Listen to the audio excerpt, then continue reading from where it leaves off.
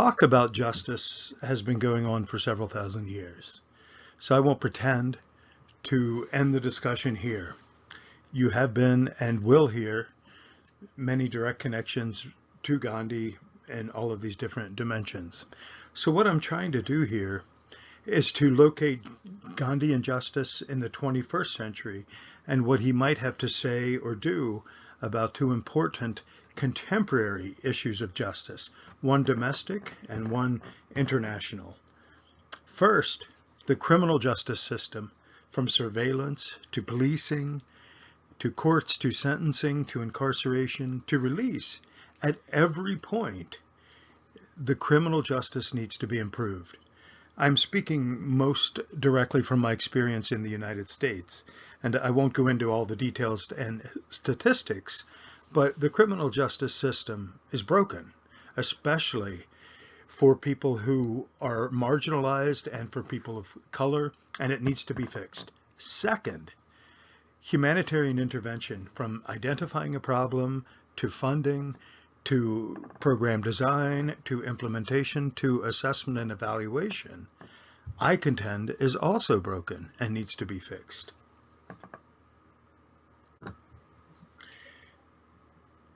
So what does this have to do with Gandhi and justice? I suggest here that we need to examine Gandhi's epistemology and his ontology. And you will see above you a slide here. I won't talk individually about them, but these slides help to encapsulate much of what I'm trying to talk about. After reading Gandhi, I began my own thinking about four basic assumptions about the challenges I encounter when interacting with others, when interfering with the affairs of others. Number one, we have limited knowledge. Number two, we often act with a mixture of motivations. Number three, we can employ a range of social actions in the process of connecting our motivations with the intended outcomes of social action. Number four, all social action has both intended and unintended consequences, including both positive and negative outcomes. To various degrees, we can succeed at and fail at any of these four. But if we accept the ambiguity, complexity of inherent motivation and complexity, what is the best way to interact with other people? What is the best guide? Since we know that our social interactions impact others, how do we act responsibly to interact with others and to intervene when we ourselves are fallible? And this has become one of the hallmark questions that I've been asking for several years now.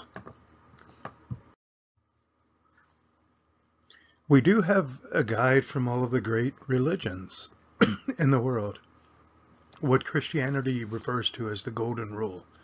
And you can see here, I won't go through all of them, but do not do unto others what you would not like to have done unto yourself.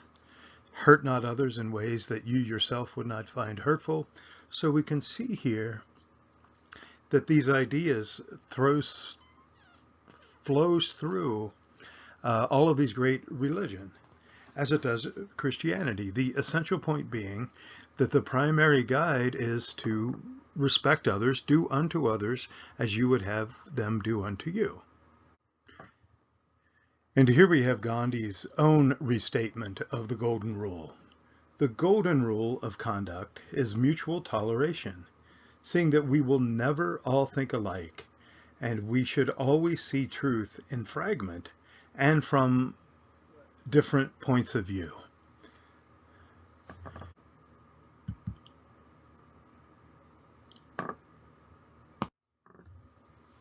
However, we do have a caveat here. Gandhi himself says he is liable to error. Quote, I lay no claims to superhuman powers. I wear the same corruptible flesh that the weakest of my fellow beings wears, and am, therefore, as liable to err as any.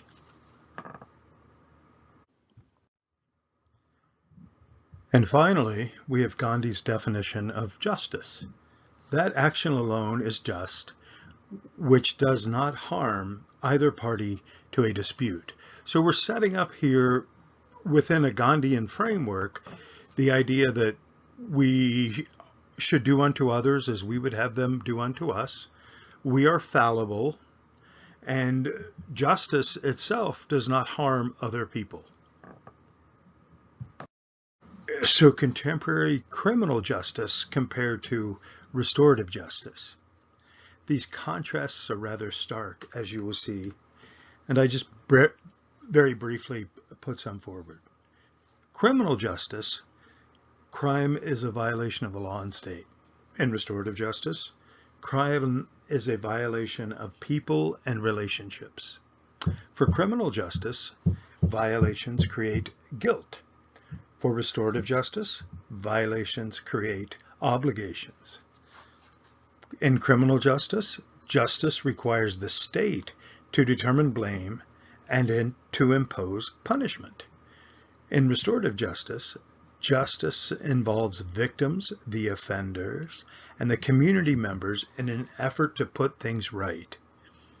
The central focus of criminal justice is that offenders get what they deserve, which is usually called punishment. In restorative justice, rather, the central focus are the victims and the community needs, including the offender take accountability for doing harm. We begin to see here that Gandhi's concern here for people and relationships is in direct contrast to the role of the state to secure property and punish those who violate the laws of the state. Briefly, if we are most concerned with possessions, we choose criminal justice. If we are most concerned with people and relationships, we choose restorative justice. I don't have time to go into all the details here, but I can tell you that the criminal justice system needs vast improvements because it creates many shortcomings and many harms. It is also biased against the already marginalized.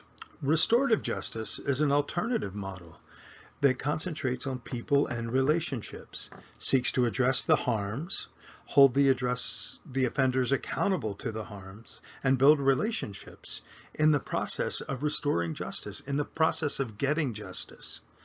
It seeks to restore. It does not seek to do harm. From all of the available research that we have, restorative justice in the long term actually is working better. With the contrast between criminal justice and restorative justice outlined above, here's a good time to introduce a story to help to illustrate the differences and to make this point. This is a story of Benedict Miller, who was an Amish Mennonite farmer living in the United States in the 19th century. And Benedict had a small farm, and he realized that some corn from his corn crib was going missing. And he noticed this was happening in a routine. So he decided to set a trap to see if he could figure out what was going on. So one morning, when Benedict went to do his chores, he heard some shouts coming from the corn crib. And a gentleman was trapped inside, and the gentleman called out and asked if Benedict could release him. And Benedict says, "Why? What happens to be the problem?" He says, "Well, I'm caught in this trap." And Benedict said he would release him upon one condition. The condition was that the man would come down and have breakfast with Benedict and his family. So the man agreed. They went into the house. All of the children were sitting around the table, laughing, telling stories, eating breakfast. And we are told there was all kinds of conversation, but nobody ever mentioned the corn. So this man sat there around the table with the person and the family that he had been taking corn from, and just had conversations with the family. Now, this is one of the ways I think we can respond in new and experimental alternative ways to justice. There are many different ways we can do this, but here's one example where we can see Benedict's way is much closer to Gandhi's ideas and to the alternatives to criminal justice system. And I think here's a very valuable quote from Kenneth Boulding. He said, "Everywhere I went, I heard one thing: there is no alternative." It was precisely the greatness of Gandhi that he always insisted there was an alternative. And here, I think, is this very good example drawn from Benedict Miller, shows us an alternative to the criminal justice system and in line with Gandhian philosophy and Gandhian ways of thinking. One story even accounts that Benedict gave him a bag of corn when he was leaving in the morning. And by all other accounts, no corn was missing after that. So why restorative justice? And here's where I think that story of Benedict Miller, the farmer, helps to illustrate. Because as for Gandhi, every injury inflicted upon another is a crime against humanity. And power is of two kinds. One is obtained by the fear of punishment, and the other by acts of love. Power based on love is 1,000 times more effective and permanent than the one derived from fear. And I think here we can see that Benedict Miller's story of how he dealt with the corn thief, why his creativity and his experiment was very powerful.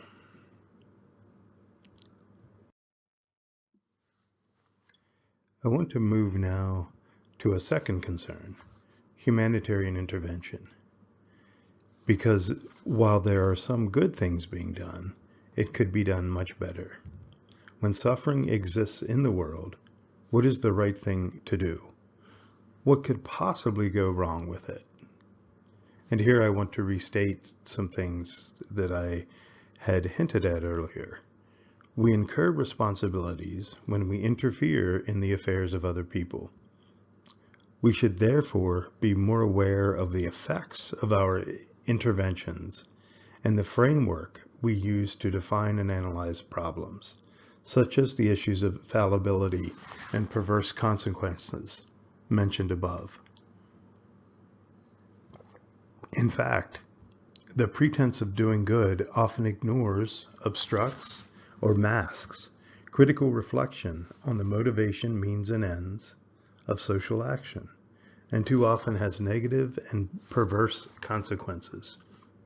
And here we can say Gandhi's answer is, the best way to find yourself is to lose yourself in the service of others. Recall from history that it is the missionary zeal to do good, justified as humanitarian intervention, to civilize the savages, that led down pathways for colonization of foreign lands and their inhabitants. In fact, recent data and research on development and humanitarian intervention is actually an impasse to determine the extent to which the massive flows of development and humanitarian resources actually do good. Intelligent, well-intentioned people have enlisted vast amounts of money, thousands of nonprofits, and tens of thousands of people in efforts to do good. And every year the numbers grow. In fact, humanitarian aid has become a large industry. Of the nearly 400 billion total, for example, non-governmental agencies attract 120 billion yearly for aid and development. However, an average of 60 never leaves the donor country. In the US, it is on average between 75 to 85% which money that is designated as foreign aid actually stays within the United States.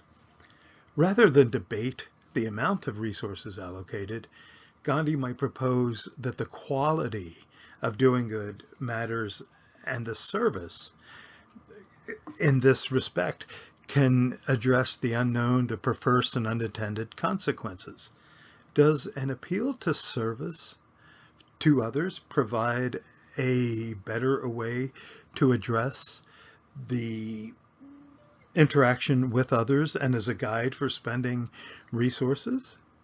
I contend that service does, in fact, provide a better way to understand what Gandhi's philosophy about how we interfere, how we interject ourselves in the affairs of others. It's through service. This is the corrective guide. A profound distinction that contrasts with doing good.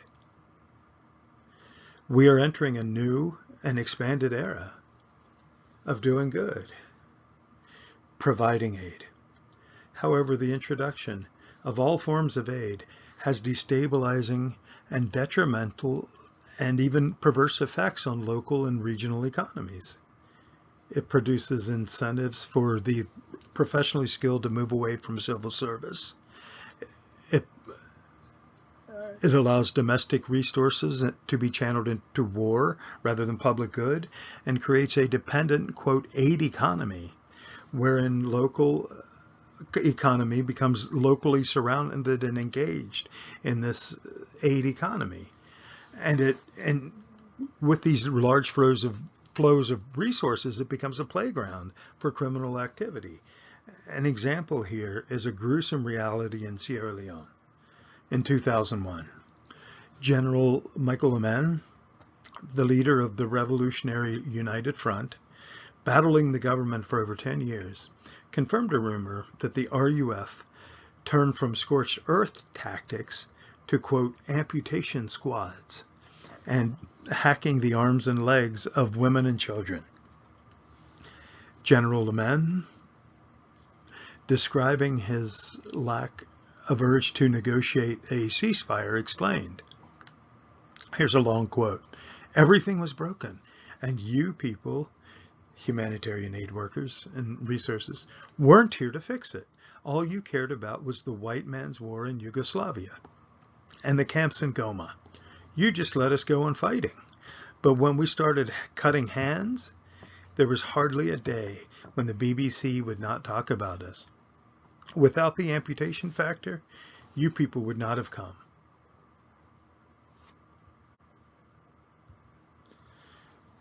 Veteran aid workers harbor few illusions. They realize development aid is often a racket filled with shady activity. Most aid merely perpetuates poverty and corruption, and even those who do it can hardly benefit from it. So why do they do it? Coleman's answer is startling. They stay because of the salaries, the per diems, and the danger pay. This makes working in these established aid sector highly attractive, even in the worst countries. Aid workers do very well. They have tennis courts, swimming pools, 5-star restaurants, all from doing good. From a critical perspective, a number of studies focus on the systematic failures of governments and aid agencies properly to fulfill their mandate to alleviate suffering.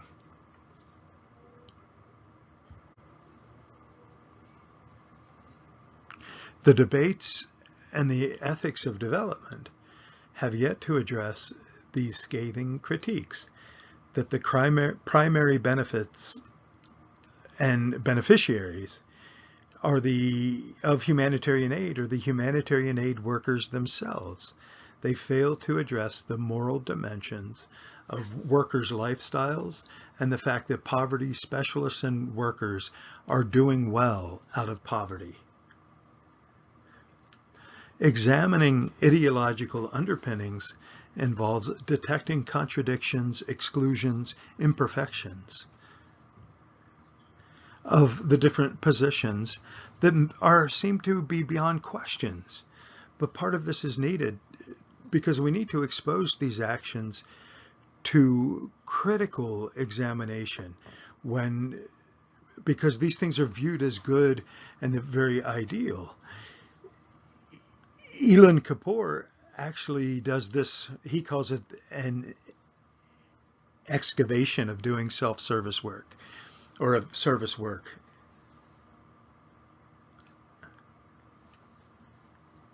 This complex issues of accountability and legitimacy.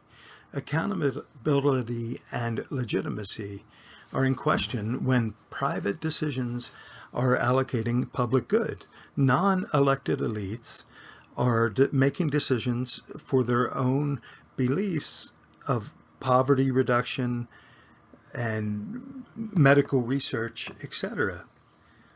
The foundations are often run by a closed inner circle of family, yet play a influential global role in health, poverty reduction, and education that impacts policymaking, research, funding, and thousands of people's lives. In fact, they often decide who lives and dies. For example, the Gates Foundation has an annual budget larger than the World Health Organization, and can therefore make decisions on which diseases are researched and which are eradicated and which are not. So they essentially make decisions on who lives and who dies, not because they represent the public, but because they have accumulated massive wealth. The perversity is that they fail to recognize or they ignore the power, the influence involved in accumulating these wealth before they allocate aid. So it affirms and privileges the values of the West. Elon Kapoor concludes that since things are so contaminated, it may indeed be better to do nothing than to do something. I think here we can be a little bit more optimistic than that. Economist William Easterly, analyzing aid and development resource allocation, distinguishes between planners and searchers. He contributes much of the problem to the planners. The planners are those who share affinities with the ideologies of colonialism, imperialism, and the West. They essentially utilize top-down approaches to guide and control what they think the recipients need or what the donors approve. At the other side of that is what Easterly calls the searchers. The searchers use a bottom-up approach. Easterly asserts that the searchers are vastly more successful at actually doing good while avoiding the perverse consequences. This, he concludes, is because the searcher strategies rely on the proximity of those in need, and this proximity allows for greater appreciation for cultural, sociological, political, and economic challenges and needs that must be faced for those who need it. So the reliance on close proximity actually gives much better feedback and in assessment. Henry Nouwen actually summarized that oftentimes when we help, we do not really serve. To continue some of the insights of Henry Nouwen, serving is different from fixing. When we fix things, we too often sit in judgment of life itself. People who fix trust their own expertise and can easily miss the integrity of the other. When we serve, we can see and respect the integrity of others. We can collaborate with them and strengthen them. Service performs good works while avoiding the most insidious, unintended, and perverse consequences. such as injecting vast resources into a resource-poor region and ignoring the local needs of the population. Therefore, I propose that service, rather than doing good, is a better guide to the epistemological and empirical complexities inherent in social action. And I think that Gandhi would be in tune with this. It is here that modeling justice along procedural and distributive norms, rather than appealing to retributive understandings of justice, it becomes much more helpful. In this way, serving justice, as we might borrow from Gandhi, requires that we participate in an ongoing reformation, because we are fallible and our actions have unintended and sometimes perverse consequences. Serving justice also participates in searching with those suffering by including them prominently in how decisions are made and how needs are determined.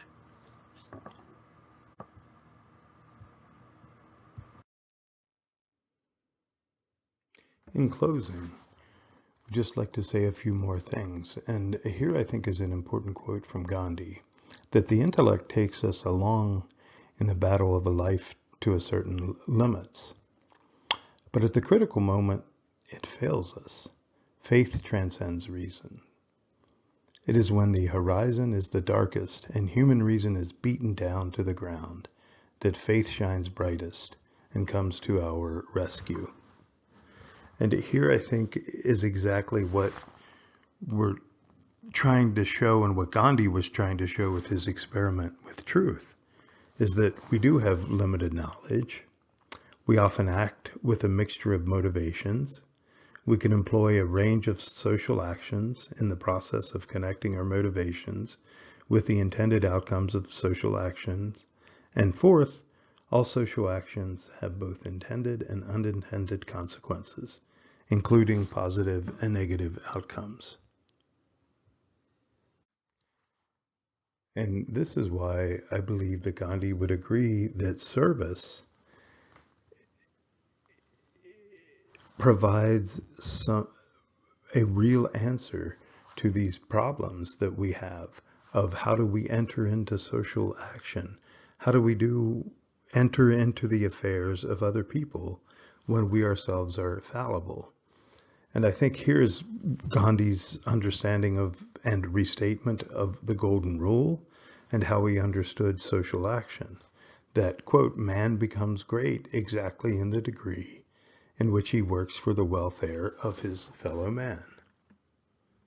It is here that serving other participates with those suffering by including them prominently in how we ourselves make decisions, and how what needs to be done is itself determined. That it requires a larger sense of humility and a much more eagerness for experimentation. So the first step in intervening in the affairs of others is realizing that we ourselves might be wrong, that we are fallible. And in the ashram in Varda, I remember reading a very nice quote from Gandhi, and that's that we should magnify our errors in order to learn from them and concentrate on these so we don't repeat them again. And so this is one area where I think that Gandhi provided some really incredible insights into service and serving others. And in serving others, we can avoid the most insidious and negative aspects of unintended consequences as we interfere in the affairs of others, and it can become a better epistemological and empirical guide as we interject actions. So it is in serving others, in participating with those suffering, by including them prominently in how we ourselves make decisions and what needs to be done and how we determine that. So this requires a much larger sense of humility and a much greater eagerness for experimentation.